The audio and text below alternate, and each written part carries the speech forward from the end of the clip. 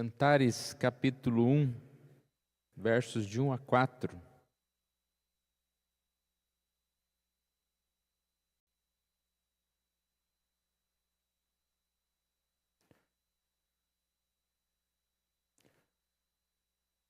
As nossas últimas 3 lições, 11, 12 e 13, estão no livro de Cantares. A próxima revista é sobre Isaías. Nós já vamos encomendar para que ela não falte quando já estiver precisando, né? E aqui o nosso desafio, né, de falar de um assunto que não é tão falado, mas é muito importante, né? Sobre a família, sobre o casamento. E sabemos que a nossa revista, a nossa editora, ela tem sempre sabedoria em lidar com todos os assuntos. Então, pela essa primeira lição aqui, a gente percebe que ela tem um cuidado, falar sobre os assuntos, né, sem fazê-lo de uma forma, vamos dizer assim, delicada, né? Muito bom. Vamos fazer a leitura, então, Cantares 1, de 1 a 4. Eu vou ler aqui, os irmãos acompanhem. Cântico dos Cânticos de Salomão. Esposa, beija-me com os beijos da tua boca, porque melhor é o teu amor do que o vinho. Suave é o aroma dos teus unguentos, como um unguento derramado é o teu nome. Por isso as donzelas te amam. Leva-me, pois, após ti, apressemo-nos. O rei me introduziu nas suas recâmaras. Coro, em ti nos regozijaremos e nos alegremos. No teu amor nos lembraremos. Mais do que vinho, não é sem razão que te amam.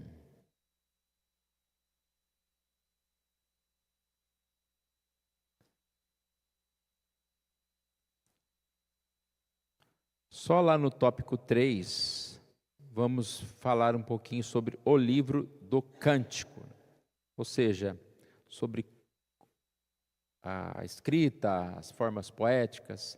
Então ele deixou um pouquinho mais para baixo para falar sobre esse tema. A introdução só citou-se que é um assunto como outro assunto e por isso não deveria deixar de ser tratado, né? A Bíblia fala sobre diversos assuntos. Então é um livro que trará aqui para nós um assunto, vamos dizer que como a palavra que a revista usou, né? Inusitado. Mas é o livro que nós vamos estudar, então, Cânticos dos Cânticos. As próximas 3 lições. Primeiro, as preliminares. Deus fez o homem e mulher à sua imagem e semelhança. Ponto A. O que significa ser imagem e semelhança? E depois temos um ponto B, que fala a respeito aqui de quem é a imagem e semelhança. Então, para falar do livro Cânticos dos Cânticos, o autor começa mostrando lá na criação, que Deus criou homem e mulher. A gente tem até a frase bem conhecida, né? Família é ideia de Deus. Então, não é uma invenção, resolvemos aqui, vamos fazer aqui uma família, né? Não. Deus criou desta forma. Conhecemos bem a história, o homem estava lá, né, sozinho, e Deus criou a mulher. Esse texto de Gênesis 2, olha, tomou, pois, o Senhor Deus ao homem, o colocou no jardim do Éden para o cultivar e o guardar.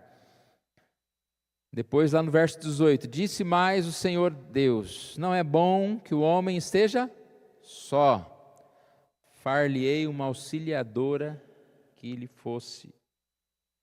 seja idônea. Então nós percebemos que nós temos o homem e a mulher. Eles se tornam uma pessoa, uma só carne. com papéis diferentes, que se completam. E aqui a gente vai perceber aqui até uma forma curiosa, né, de falar que a imagem de Deus, ela se completa nessas duas pessoas. É o que a gente vai vendo aqui. Então, vamos lá. O que significa ser a imagem e semelhança? O que significa ser imagem e semelhança?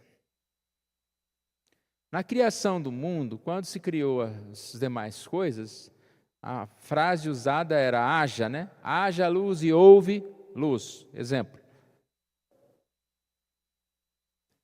Quando a criação do homem, aparece um modo especial.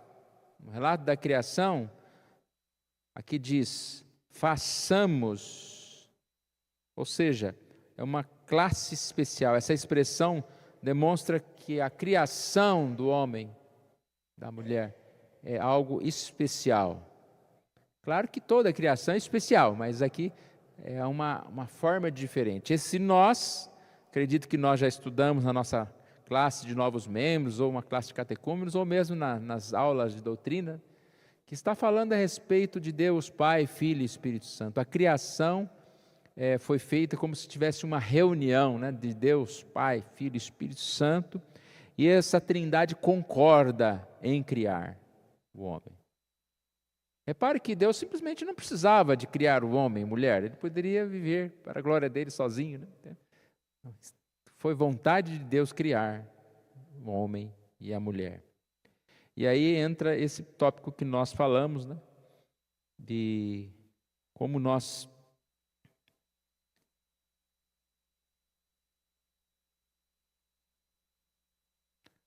somos privilegiados em ser criados, e aqui há esse detalhamento, né? Essa frase aí é da revista, fala sobre o detalhamento, como Deus criou o homem e a mulher, que é o texto que eu coloquei há pouco. Colocou no jardim do Éden para o cultivar. O Senhor lhe deu esta ordem: de toda árvore do jardim comerás livremente, mas da árvore do conhecimento do bem e do mal não comerás, porque no dia em que dela comeres, certamente morrerás. Disse mais o Senhor Deus: não é bom que o homem esteja só, far-lhe-ei uma auxiliadora que lhe seja idônea. Então aqui está dizendo que somos privilegiados pelo fato, que no capítulo 2 do livro de Gênesis, Moisés detalha como o Senhor criou o homem e a mulher, e também o propósito. Fala a respeito de você, como o homem aqui, né? Cuidar e não comer da árvore, mas fala do propósito. Quando ele quer dizer propósito aqui, é a relação do homem e a mulher, né? Falei uma auxiliadora. O propósito de Deus criar um homem e a mulher não era para que tivesse um homem e uma mulher no paraíso, cada um vivendo solitariamente, né, cuidando de si, mas é para que houvesse esse completar da vida. Isso que a gente percebe aqui. Se os irmãos quiserem perguntar, compartilhar, fiquem à vontade, tá, irmãos? Eu pretendo falar conforme está aqui na revista, mas se eu pular alguma coisa, vocês podem me ajudar.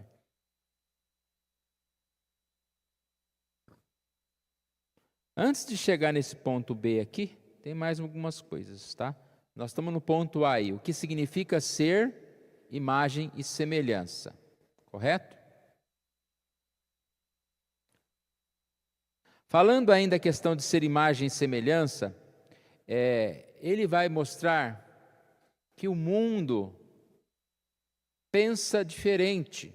Quando se trata do homem, aqui a lição fala, de acordo com o pensamento vigente, o homem é simplesmente um animal racional. Ou seja, ele se desenvolveu, né, na evolução, ou seja, ele não é diferente dos outros animais. Tudo no mesmo nível, só um pouquinho mais evoluído. Correto? O homem é mais evoluído que o macaco, mais evoluído, mas é tudo a mesma coisa. E aqui a gente acabou de falar que a criação foi feita de forma diferente. Haja luz, haja os animais, haja e houve. Na criação do homem houve um envolvimento, até a forma, né? Quando fala soprou nas narinas, lá deu fôlego da vida, do pó da terra, há toda uma forma diferente nessa criação. Então, por nós crermos que o homem, ele é racional, ele é diferente, nós cremos que isso é base para que nós sejamos pessoas que tenham uma moral, que tenha uma lógica diferente.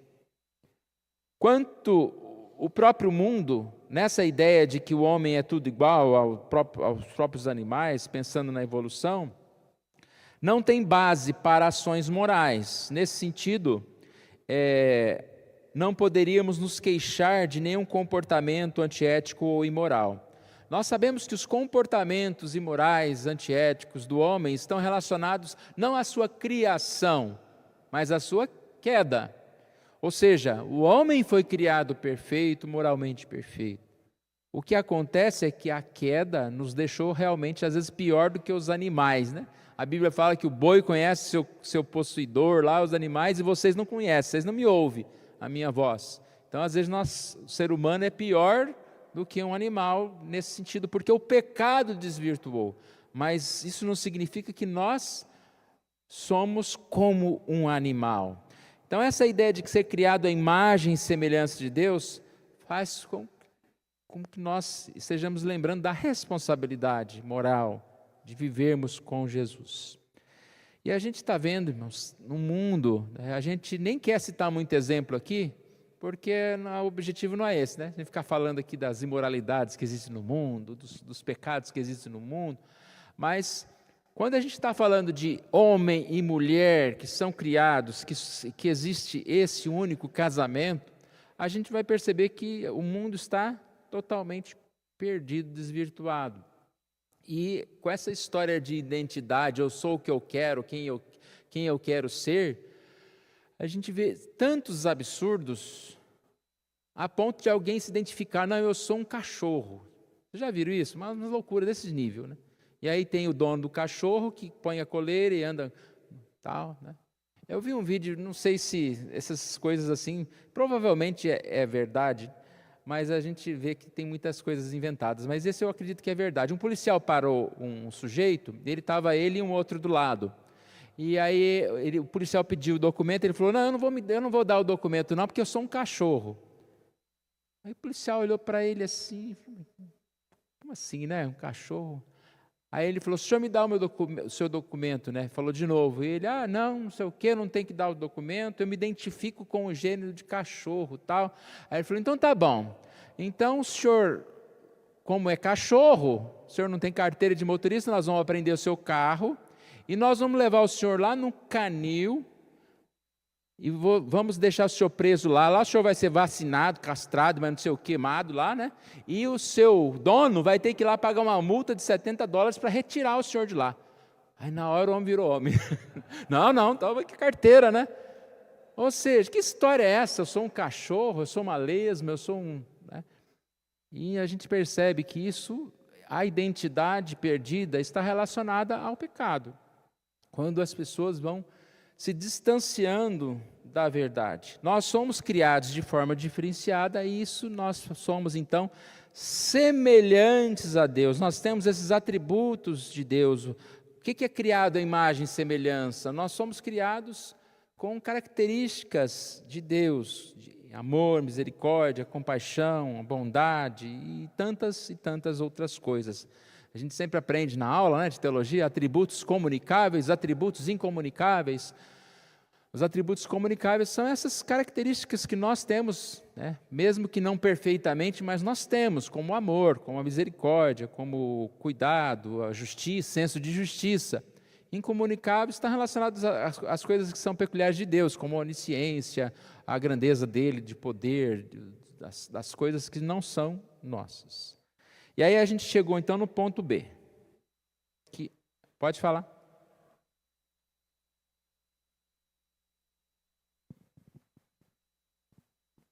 Aqui ainda nessa primeira parte, imagem e semelhança. Tem um texto que está na revista aí, seria bom a gente estar refletindo sobre ele. É Tiago, no capítulo 3, versículo 9. Com ela bendizemos ao Senhor e Pai, também com ela amaldiçoamos os homens feitos à semelhança de Deus. Então eu estava pensando, é muito sério essa colocação aqui para a gente estar analisando. Quando fala que do pecado da língua, né, daquilo que a gente fala, que muitas vezes a gente fala tanto, né, de uma pessoa e se esquece se aquela pessoa, não vamos nem dizer das pessoas que não são servos de Deus, mas a gente fala de uma pessoa, de um servo de Deus. E conforme nós já lemos, eu pude entender, eu creio que os irmãos entenderam também, que imagem e semelhança de Deus é com amor, do perdão, sentimento, diferente de um animal. Nós somos criados à semelhança de Deus, sim, para fazer o bem, né, para não falar mal das pessoas, e a gente acaba falando. Então é muito sério. Eu vejo que aqui quando fala no pecado da língua, é que com ela a gente bendiz, mas também maldiz, né? Aqui fala que bendiz, fala mal, está falando mal da obra, da criação de Deus. Eu achei muito interessante esse texto que a gente está refletindo. A ideia aí é exatamente a questão de que se a gente não respeita alguém pelo que ela fez, pelo que ela é, no mínimo devemos respeitar e cuidar, porque é um ser humano criado à imagem e semelhança de Deus, seja ele cristão ou não. Mas eu não cheguei aí ainda, é o ponto B. Ponto B. Quem é a imagem e semelhança? E aí entra ali, todos os homens são criados à imagem e semelhança de Deus. O que ele quer dizer com isso, todos os homens? O crente, o não cristão, não é todos, pode falar. É interessante olhar aqui para o texto de Gênesis 2, na ordem escrita aqui, o homem foi ordenado a ele a guardar-se puro da árvore lá, que não era para comer, antes da formação da mulher. E aí eu me lembro do outro texto que a palavra fala, sede santos, porque eu sou santo, ou seja, o homem foi criado perfeito. Mas ele desviou-se. E eu fico fazendo uma pergunta aqui para mim mesmo. Será que ele contou para a mulher essa história que Deus falou que não era para comer do fruto proibido? Talvez não. Contar, né? Porque pela ordem escrita aqui é isso. Depois que Deus falou para ele, olha, você vai cuidar e tem uma árvore aí que não é para pôr a mão lá, não é para comer daquele fruto. Depois criou-se a mulher. Mas o que eu queria dizer é que a santidade que o homem perdeu por desobedecer a Deus, e ele vai se afundando nesse caminho dia a dia. Aí chega nessa altura que você falou aí, que ele se tornou um cachorro inteligente, né? Porque a hora que aperta a coleira, ele fala, opa, não sou mais cachorro, sou homem sim. Quer dizer, é curioso isso. Então a lição está trazendo, lembrando a gente de coisas que a gente já sabe, mas que vai passando batido na vida da gente. Por que o homem vai se desmoralizando cada dia mais? Porque ele vai perdendo a imagem principal. E nós já, graças a Deus, temos essa imagem de volta em Jesus, né? Por isso que nós cremos na palavra, por isso que nós procuramos viver uma vida de santificação e aí para frente. Perdendo a imagem de Deus, vai enfraquecendo cada vez mais e se levando às tantas loucuras, né? Mas o que você falou da questão da criação, né? Provavelmente, claro que a Eva sabia, mas a estratégia de Satanás é bem assim, astuta, né? Que ela não foi direto no Adão, ela foi falar com a Eva, que não recebeu direto de Deus essa ordem. A ordem era para ele, né? E quando eles pecam, Deus vai cobrar de Adão, ele falou, não, a culpa não é minha, a culpa é da Eva, né? E a Eva, a culpa é da cobra, e a cobra se enfiou no mato, e né, ninguém é culpado, né? É assim que a vida acontece. Mas então, voltando aqui sobre essa questão da imagem e semelhança, então primeiro, nós não somos como animal, e como o mundo diz que se a gente fosse como animal, a gente estava sujeito a qualquer tipo de falha, porque a gente é como o animal. Como nós somos criados à imagem e semelhança de Deus, nós somos diferentes, somos criados com características, lembrando do que é Deus, do que é o Senhor. E aqui falando, né, sobre todos os homens são criados à imagem e semelhança de Deus, ele fala exatamente sobre isso. Usa o texto de Tiago como exemplo, quando ele diz aqui, bendizemos com a boca, né, com a língua, e amaldiçoamos os homens. Quando ele fala os homens, ele está falando de todos, né? Os homens feitos à semelhança de Deus. Então, como eu estava falando, né, como Pedro disse, a gente tem que tomar cuidado, porque por mais que a gente fale, essa pessoa não vale nada, não, você está falando de alguém que foi criado à imagem e semelhança de Deus. As pessoas têm importância, seja elas quem forem, né, e principalmente os irmãos, né, que a gente não fala só dos de fora. São pessoas que precisam ser olhadas sim. Como ela continua dizendo aqui a revista, mesmo distorcido, mesmo como um espelho estilhaçado, todos os homens e mulheres refletem a imagem de Deus. Esta verdade traz outro conceito pouco lembrado. Homem e mulher juntos são a imagem de Deus. Eu achei interessante essa ideia dele aqui, de que o homem e a mulher, eles se completam. E ao mesmo tempo, eles completam a imagem de Deus. Por quê? Porque homem e mulher não são diferentes, eles têm características, vamos dizer, positivas, diferentes. E eles, então, assim, completam essa imagem de Deus. Ele colocou aqui que, às vezes, essa ideia de imagem de Deus é muito machista ou de homem, né? A ideia da masculinidade, que Deus representado pela essa figura paterna, racional, mas também podemos dizer que essa feminilidade, ou seja, faz parte, é marca da imagem de Deus, né? Agora vou falar o lado feminino de Deus, né? Mas aqui a ideia de que cuidado, amor, carinho dispensado aos filhos, isso tudo é o quê? É a imagem de Deus na mulher, e que ela assim também tem as suas características, como as demais também, né? Não estou dizendo que a mulher não tem a racionalidade, não tem outros atributos, mas sabemos muito bem, aqui não é a nossa aula, mas sabemos muito bem que existem características específicas do homem e da mulher, nós somos diferentes. Outra coisa que o mundo tenta dizer, né? Falando, não existe diferença, tudo, um pode ser ou pode fazer as mesmas coisas, né? Pode tudo. Não, existem diferenças e nós sabemos disso e precisamos entender essa forma.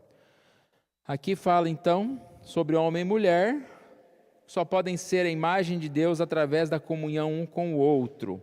O que ele quer dizer isso? Ele não está querendo dizer que quando é solteiro não pode refletir essa imagem. Pode, mas ele está querendo dizer que na completude de refletir essa imagem, o casal ele é mais específico, ele representa mais essa realidade. Aqui a frase final exemplifica o que eu estou falando. Cada pessoa individualmente é a imagem de Deus, feito à sua semelhança, mas as várias nuances são observadas com as ênfases específicas de cada sexo.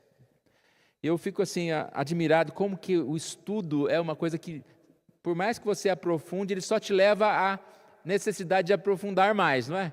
Você estuda algo assim e você vê o quanto de coisa que dá para se aprender dentro desse tópico pequeno aqui, né? Então, estudar a respeito dessas características e tudo mais. Mas deu para entender bem? Então, esse primeiro tópico falou sobre a imagem e semelhança. Deus fez o homem e a mulher em imagem e semelhança. O que isso muda? Muda que nós não somos como um animal, que nós temos responsabilidade, que Deus colocou em nós características como as de Deus. E nós devemos refletir essas características. Então, embora o pecado diminuiu isso em nós, mas nós devemos buscar refletir a imagem de Deus. E ainda esse tópico aqui, quando ele colocou a questão de homem e mulher, ainda juntos, refletindo papéis diferentes dessa imagem de Deus e completando essa, digamos assim, a totalidade da imagem de Deus. Quer falar? Interessante, pastor, quando o senhor disse que quando a gente começa a estudar e se inteirar do assunto, você quer saber mais, você quer... Aí eu me lembrei de Apocalipse que fala para a igreja lá, volta o teu primeiro amor, ou seja, a gente tem que voltar no começo para entender o que você está estudando, porque senão não faz sentido. O homem era perfeito quando foi criado, depois ele entrou em encrencas na vida dele e foi piorando. Então, para que a gente entenda isso, a gente tem que voltar ao começo. E aí eu lembrei do texto de Apocalipse que diz a igreja, volta ao primeiro amor. Só assim você vai... como se perdesse o caminho. Não, você tem que voltar lá atrás, fazer o caminho de novo. Isso é prejuízo para a vida das pessoas. Erra, depois tem que consertar o erro. Quanto tempo perdeu, quantas marcas ficam. Então, a necessidade de a gente voltar ao começo, ela é diária. Todo dia eu tenho que lembrar que Deus me criou a sua imagem e semelhança, e eu tenho que viver isso. Coloca aquilo que o Pedro falou, o meu comportamento diário é uma necessidade que a gente tem contínua. Quando a gente começa a se inteirar do assunto e acreditar nele que isso é verdade e é possível mudar as coisas a partir de mim. Eu lembrei de Hebreus, da história do espelho, né? Todo dia a gente tem que olhar no espelho para ver como é que está a aparência, direitinho. E o espelho nosso é a palavra, que a gente olha lá e vai, não, estou fazendo isso, estou fazendo aquilo, estou vivendo isso. E quando você não dá mais atenção para o espelho, ou quando você cria uma imagem qualquer, é o que a gente vê no mundo. A gente não quer julgar a aparência da pessoa, se ela tem cabelo comprido, cabelo curto e tal, mas a gente está vivendo numa transformação da aparência que beira assim, algo assustador. Quando você vê uma pessoa, a gente tem um padrão de beleza e de repente aquela pessoa se transforma, se deforma, piercings, tatuagens e cabelos estranhos. Eu estou falando assim, eu estou pisando numa área complicada, né? Mas vocês sabem o que eu estou falando. A própria aparência muitas vezes quer dizer algo, que nós estamos fugindo da nossa imagem, né? Eu sei que a imagem é o coração.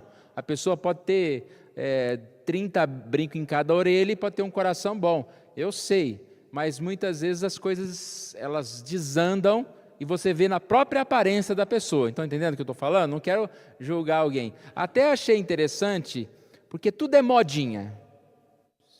Não é modinha? De repente, um influencer, não sei o que, lá colocou, eu estou falando do 32 brincos, né? Colocou 32 brincos. Aí um jovenzinho viu lá o influencer, ele vai colocar os 32 brincos. Não sei quantos viram aqui que está uma modinha agora de tirar tatuagens. Eu achei ótima essa modinha. Vocês viram? Vários famosos estão retirando tatuagens. Principalmente esses que colocam tatuagem no rosto, assim, bastante, uma tatuagem completa no braço, remoção de tatuagem, é uma onda. E o que vai acontecer? Vai pegar também, que outros vão querer fazer o mesmo. Então, se você está começando agora a colocar tatuagem, saiba que a moda já é retirar, né? Então, vocês estão entendendo? Eu não quero julgar A ou B, mas às vezes a gente vai indo num ciclo do mundo que vai desfigurando a imagem, vai desfigurando o próprio corpo. Porque às vezes essa mutilação do corpo, eu falei do homem cachorro lá, mas é o que eu falei, eu não vou ficar dando exemplos desses horrorosos aí, mas tem cada exemplo, né? Eu acho que eu falei aqui uma vez, uma pessoa que se identificou como cego e foi lá no médico e tirou os olhos, porque ele não queria enxergar, porque ele achava que ele era cego, que ele queria ser cego. Então é a mutilação do próprio corpo. Isso é uma forma de você, digamos assim, você ir contra a imagem que Deus te criou. Deus te criou de uma forma e você vai querendo contra aquela imagem e você começa a se deformar, tanto fisicamente como internamente o coração, para fugir da imagem. Por isso que muitas vezes uma mulher quer se parecer muito com o homem, né? E se transforma porque ela quer fugir da imagem que ela foi criada. E assim também o homem, né? Mudando a sua imagem para negar a imagem que foi criada. Vou falar. Aí fica aquela marca que eu disse. Ele gastou um tempo para fazer aquilo, agora eu não quero mais isso, mas a marca fica. É a marca do pecado, sem dúvida. Quando o Senhor disse que a pessoa quer mudar a imagem, ele foi criado daquela forma. Deus criou, ele, não quero que o meu nariz fique mais fino, mas sei lá, ok, vai. Não, fica a marca, não adianta, é a marca do pecado, não tem outra resposta. Ponto 2.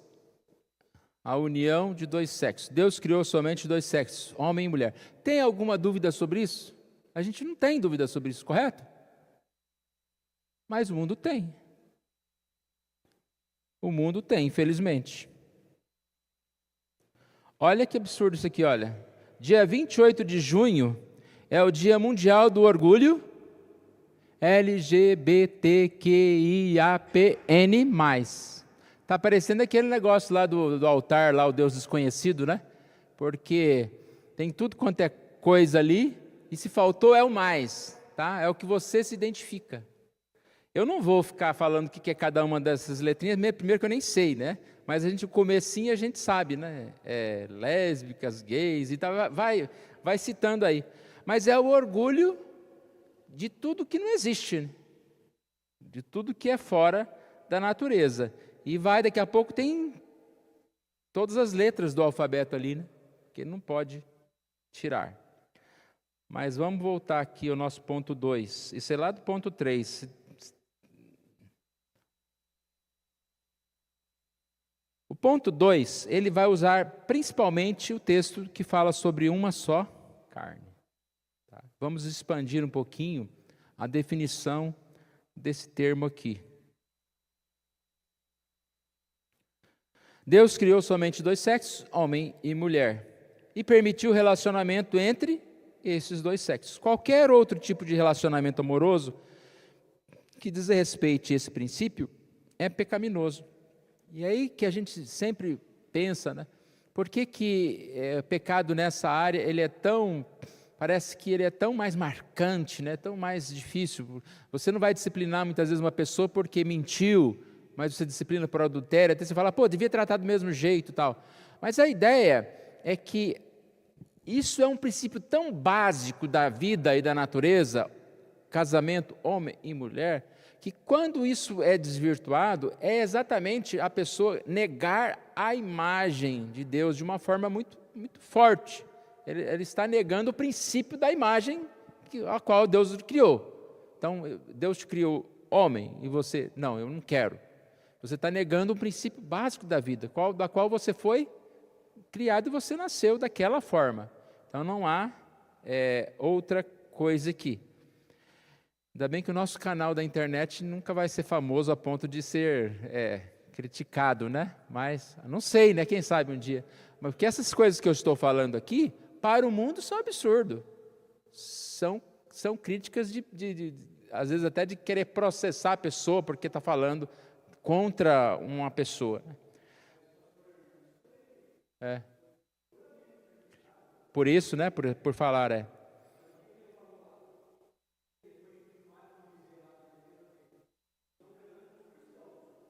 Aham.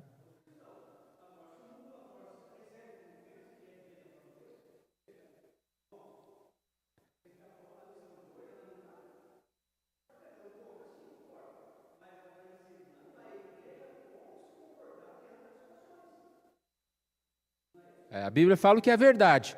Agora, o que está fora, é o que está fora.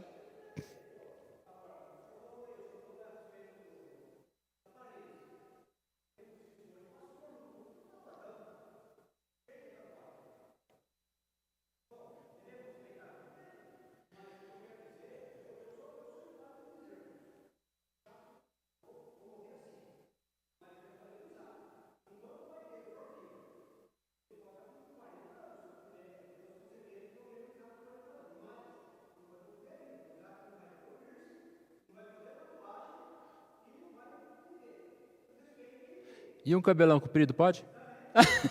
Então, não estou querendo entrar em polêmica aqui, né? É um assunto muito, muito pessoal, não vamos... Eu não quero, mas eu penso...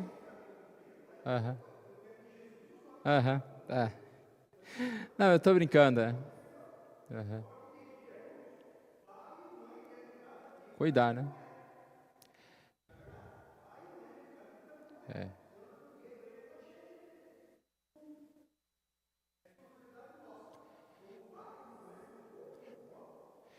Filho, né? Às vezes até questão do o filho chega, pai, eu não vou na igreja hoje. Vai, tá morando aqui na minha casa, pode arrumar que você vai, né? Até brinquei com o Thales, a única coisa que você não pode falar que você não quer ir é na igreja, né? Às vezes tem uma programação diferente, fora assim, né? Aí ele fala, não estava querendo ir, eu falo, não, tudo bem, não é da igreja tal, da nossa igreja específica, você não é obrigado. Mas na igreja não vem com essa história de que, não quero ir na igreja hoje. Então, é um negócio que a gente precisa lutar aí começou a piscar lá? Lutar por isso, né? Mas vamos lá que o ponto 3 ainda não chegou.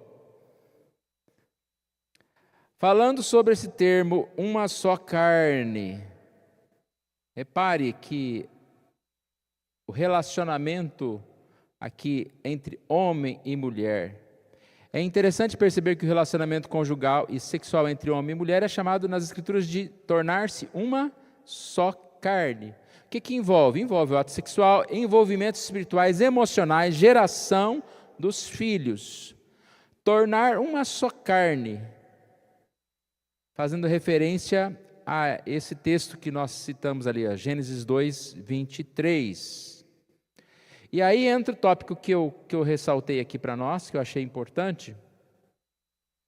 O casamento cria um parentesco entre homem e mulher, similar àquele que existe entre irmãos, ou seja, eles se tornam tão próximos e íntimos como se pertencesse à mesma carne. Eu não sei quem que já ouviu, uma vez eu ouvi um homem falando assim, não, essa mulher, né, ele estava meio brigado, né? A mulher não é nada minha, não. Meus são os filhos. Tipo assim, a mulher, sei lá, estava lá só, né? Não. Casamento não era nada antes. Talvez você nem conhecia ela. Mas a partir do momento que você casou e houve a união,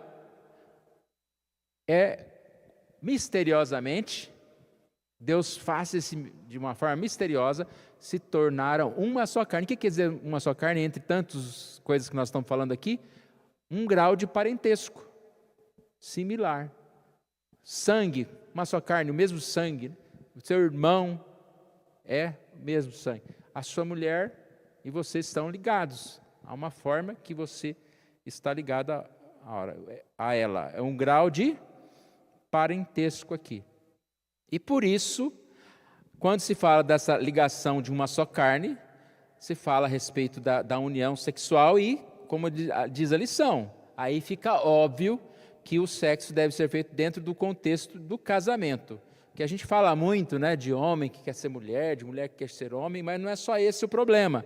Muitas vezes o homem quer ter um monte de mulheres e as mulheres querem ter vários homens, que é o que acontece, infelizmente, num contexto muito maior do que a gente imagina no mundo hoje em dia, entre casamentos, traições e tudo mais. Então a gente percebe aqui que Deus criou o homem e mulher, e quando se fala uma só carne, é para que só vivamos dessa forma. Ou seja, é uma pessoa que nós temos para relacionamento. E aí ele fala que um dos problemas dos casamentos instáveis é porque o sexo se tornou tão banal e as pessoas já vêm de uma juventude de imoralidade. Não é porque eram jovens purinhos e casaram tudo certinho e de repente vieram e começaram a se desvirtuar. Muitas vezes, para não dizer na maioria das vezes, esses casamentos complicados são casamentos que vieram de jovens que já viveram uma vida de promiscuidade, de pecado, na sua adolescência e juventude, e depois, não, agora eu vou casar e não vou mais fazer nada errado. Isso passa 1 ano, 2, e aí aquela lembrança do passado, ou aquela prática do passado é retomada à mente. E aí acontece divórcios, instabilidades no casamento. É isso que a lição aqui está falando para nós. Terminando aqui esse ponto 2, a palavra de Deus revela quão íntimo é o ato sexual e qual o contexto apropriado para o seu descobrimento. Não estamos falando nada diferente, né, irmãos? Para o mundo, sim. Porque a gente falou que Deus criou homem e mulher, e o mundo acha que é A, B, C, D, E, né?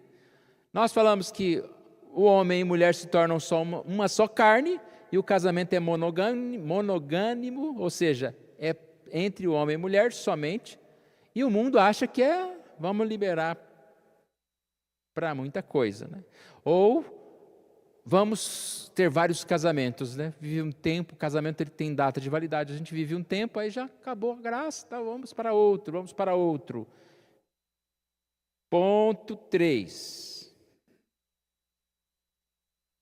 O livro do Cântico é um ode. Ode é a palavra de poesia, né? É um ode ao amor entre um homem e sua esposa. Lembra que eu falei que só no ponto 3 que vai começar, agora que está começando a estudar o livro dos Cânticos. Era uma parte de introdução. O livro recebeu esse nome por ser considerado o maior e mais belo cântico de Salomão, que produziu mais de 1000 deles. Então, o que é o livro de cânticos, de cantares? Poesias, são várias poesias. Por isso que às vezes a gente tenta ler o livro tentando entender como se fosse uma história, e às vezes a gente não vai entender isso. Você já pegou aquele livro de poesia? Comprou um livro de poesia? É um livro que às vezes uma poesia não tem a ver com a outra. O assunto é o mesmo, está falando sobre casamento, sobre amor. Então, poemas de amor. E aí são vários trechos, assim. Assim é o livro de cânticos que nós estamos aqui começando a estudar hoje.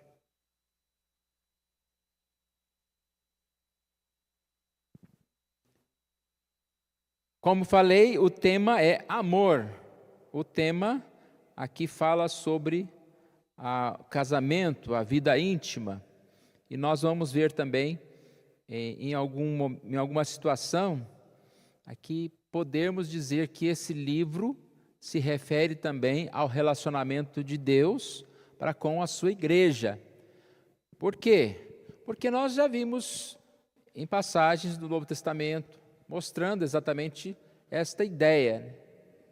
Cristo amou a sua igreja, e ele fala que nós devemos amar a esposa como Cristo amou a sua igreja, e ao mesmo tempo também há o inverso, né? Falando a respeito dessa união de Cristo como um casamento, que é uma ótima citação, tanto para que a gente aprenda como é o amor de Deus por nós, como também possamos aprender a relacionarmos em família. Agora, não podemos pensar que o livro de Cânticos, ele só está falando do amor de Deus para com a igreja, porque existem pessoas que tentam, vamos dizer que, mas está muito escandaloso esse negócio aqui, né? Falando de amor, de relacionamento. Não, mas isso aqui é uma linguagem poética, mas não está falando de casal, está falando de Cristo e sua igreja. Não. Está falando de casal, está falando de casamento. Só que isso também pode ser aplicado, digamos, de uma forma menor à questão do relacionamento de Deus com o seu povo. Aqui ele diz, uma alusão ao relacionamento. A ideia aqui de interpretar, mas essa interpretação é análoga, ou seja, é uma analogia. Aqui é uma comparaçãozinha. Tá? Fato é, o livro de Cantares, ele tem um propósito específico, que é a questão de falar sobre a vida amorosa, de falar sobre o amor entre marido e mulher. E na lição está aqui uma frase que eu destaco, ó, Deus se preocupa com a vida íntima e amorosa do casal, já que esse é o relacionamento mais importante que possuímos na vida. Então, qual é o relacionamento mais importante que nós possuímos na vida? Com o patrão, o relacionamento com os amigos, podemos dizer o relacionamento dos irmãos da igreja? Não, o relacionamento mais importante é o casal. Você vai viver com a sua esposa a vida inteira, né? Os filhos vão, a esposa fica. A separação quando um dos dois vier a falecer. Então, é o mais importante, não é? É um relacionamento que você vai ter durante a sua vida inteira. Se você não preservar esse relacionamento, você está frito. Você vai viver mal a vida inteira. Porque você vai ter, ao invés de uma bênção do teu lado, você vai ter um problema do teu lado. Então nós precisamos entender a importância, e se é tão importante, não ia ter coisa que fala sobre isso na Bíblia. Então a Bíblia está reforçando aqui para nós, e vamos aprender algumas coisinhas aqui, vamos relembrar algumas coisinhas sobre esse tema. A questão também aqui levantada é a questão do prazer. Deus se preocupa com o prazer, com a alegria do ser humano. Às vezes a gente tem uma ideia errada de Deus, né? É o Deus da lei, negativo, não faça isso, não faça aquilo. Mas o Deus, quando Ele fala para a gente não fazer alguma coisa, é porque aquilo vai nos prejudicar. Não é que Deus é um Deus mau que não quer que a gente faça as coisas boas. Não, é que as coisas são ruins, a gente que chama de boa. Então, como Deus se preocupa com a nossa vida, com a nossa alegria, com o nosso prazer, Ele fala, olha, é assim que deve ser feito. E Ele fala sobre isso. E aí entra naquele slide lá que eu mostrei, que eu escrevi aqui o seguinte: quem busca adultério busca o quê? Prazer. Quem busca relacionamentos homossexuais, ou seja, o que for, busca o quê? Prazer. O que na verdade essas pessoas estão enganadas, achando que vão encontrar maior prazer seguindo os seus desejos pecaminosos. E o que a gente entende que é prazer? Prazer é viver a vida que Deus plantou, que Deus ensinou. Ou seja, quem viver uma vida boa no seu casamento, quem quer viver uma vida de prazer, vai viver conforme o ensino da palavra de Deus. Não há nenhum prazer maior do que o prazer de andar na lei do Senhor. E aí se refere a tudo. Ao que nós falamos, ao que nós fazemos, como nós nos relacionamos. O prazer do adultério, dos relacionamentos, digamos assim, homossexuais e tudo mais, eles são como uma droga. O que eu quero dizer que são como uma droga? A droga oferece um prazer rápido, um prazer intenso.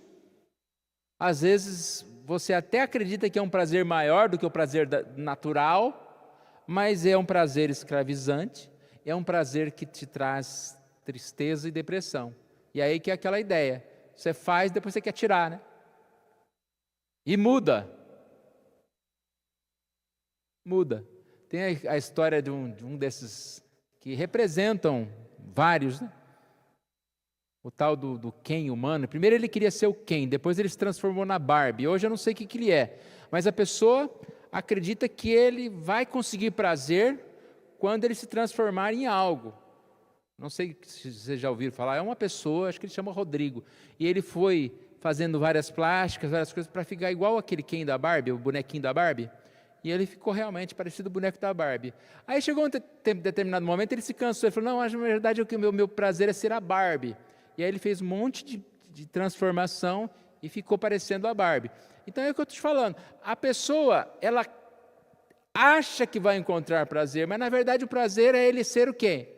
Ele ser o Rodrigo, como Deus criou. Não adianta a gente tentar buscar alegria e prazer, seja na bebida, seja no dinheiro, seja em qualquer coisa, porque vai ser um vazio atrás de outro vazio. E na questão sexual a mesma coisa, não tenha dúvida, o melhor prazer que você vai ter é no seu casamento. Não tem, pode ser o que for. Não existe. Existem aberrações, existe pecado, existe deturpação, que não vai levar a lugar nenhum. Então, o livro de Cântico, ele fala sobre esse amor, e nós podemos entender que isto é o fato mais importante aqui. Deixa eu achar onde eu estou aqui. O livro recebeu esse nome por ser considerado o maior e mais belo cântico de Salomão. Isso nós já falamos, né? É o que está aqui nesse slide anterior. Então é formado de poesias que falam a respeito de homem e mulher, fala a respeito de e provavelmente eles namorando, intimidades, fala sobre esse compromisso público. O texto que nós lemos, vamos voltar para ele aqui. Cânticos. Salmos, Provérbios, Cantares 1. Beija-me com os beijos de tua boca. Já começou, né? Falando a respeito de uma questão íntima. Porque melhor é o teu amor do que o vinho, suave é o aroma dos teus ungüentos, como o unguento derramado é o teu nome. Por isso as donzelas te amam. Então ela está falando que o marido, né, aqui no caso, ele é perfumado, né? Seus ungüentos, perfume. Quando ele chega num lugar, as mulheres todas o admiram, né? Para não dizer outra coisa, né? Os desejam. Mas ela está feliz, porque ele é dela. Beija-me com os teus beijos. Então, essa é uma das poesias que falam a respeito desse cuidado, desse carinho, né? Que devemos dispensar. E aí entra um tema, né, do romance, da vida do casal, que muitas vezes no dia a dia faz com que a gente ache que essa é besteira, né? E nós sabemos que não é, que tem que haver um cuidado. E eu já falei, se é o relacionamento mais importante, por que nós não cuidamos melhor desse relacionamento mais importante? Às vezes a gente cuida mais do relacionamento com a funcionária do caixa lá do supermercado do que com a esposa. Porque você já viu alguém chegar para a caixa do supermercado, apesar que já, né? Mas chegar e já chegar brigando e discutindo e falando que está errado. Não, às vezes a gente, bom dia, senhora, bom dia, né? Como tá? Então trata bem a caixa do supermercado, chega em casa, guarda essas compras aí, tá? Eu comprei tudo aqui, fiz o trabalho de comprar e você nem guarda as compras, né? Ou seja, peraí, lá no mercado ser o bonzinho e lá fora, né? Lá em casa já não é mesmo assim. E eu fico sempre pensando nisso, como a gente tem mania de contradizer, e a gente chega numa época do casamento, parece que a gente fica procurando o que vai contradizer, né? Você está numa comunicação, ao invés de você falar o que está de acordo um com o outro, você sempre fica esperando a pessoa terminar uma frase para achar um pontinho que você fala, não, está quase, mas isso aqui está errado, né? Então, nós precisamos cuidar mais disso. Ninguém gosta de ouvir com que a outra parte fale contrário, né? Então a gente precisa também tratar assim. E aí é tudo, né, irmãos? O carinho, o cuidado, estar junto e tudo mais que a gente precisa. Eu acho que nas outras lições a gente vai continuar falando sobre isso aqui. E a gente precisa atentar para essas coisas. Alguém quer falar? Estou falando aqui bastante.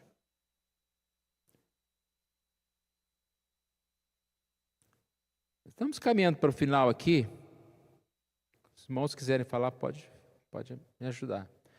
O homem e mulher, falando no livro de Cânticos, né, que é um homem que fala sobre o amor, sobre momentos íntimos do casal, fala sobre essa necessidade de carinho, que é fruto do amor. E também essa comparação de Cristo com a igreja. Aqui a citação de Efésios 5:32. Eu vou ler aqui Efésios 5:32 na linguagem Nova Versão Transformadora, quando diz: esse é um grande mistério, mas ilustra a união entre Cristo e a igreja. Falando que o casamento, né, o se tornar uma só carne, é um mistério, mas é um mistério também essa união de Cristo com a igreja. Ou seja, é algo que a gente não consegue explicar, né? Como você consegue explicar que alguém que você encontrou, que morava numa outra cidade talvez, ou na sua cidade, mas que você de repente conhece já numa idade, e aquela pessoa vira família sua, né? Então é um mistério esse relacionamento. Da mesma forma, é um mistério do amor de Jesus por nós, em podermos estar unidos com Ele como uma igreja.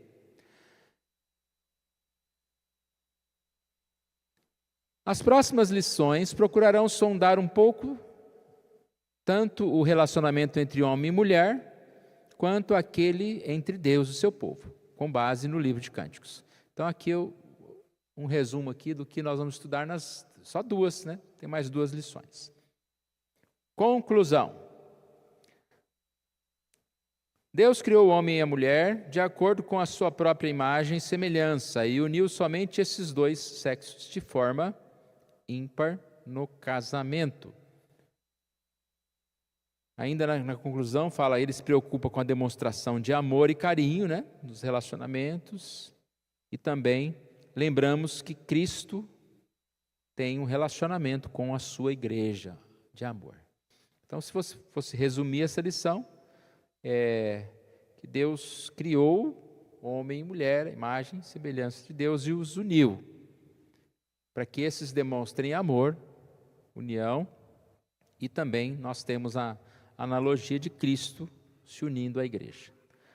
Aplicação. Reforce suas convicções de que somente homem e mulher são os sexos que Deus criou conforme sua imagem e semelhança. Lembre-se que a intimidade sexual é reservada ao casamento monogâmico. Sendo casado ou casada, demonstre seu amor ao seu cônjuge. Amém? Que nós possamos nos firmar, né, primeiramente, na nossa própria vida pessoal, nas nossas convicções, e que estejamos orando pela igreja, pelas famílias e pelas pessoas, né, que, infelizmente, muita coisa boa é passada através de internet, através das coisas que a gente pode observar, mas tanta coisa ruim tem sido mostrada nesse tempo, fazendo as pessoas acostumarem com o que não é natural, com o que não é verdadeiro, e ainda acharem graça, no sentido de mostrar como se aquilo fosse algo melhor, né, do que é o verdadeiro. Deus nos ajude.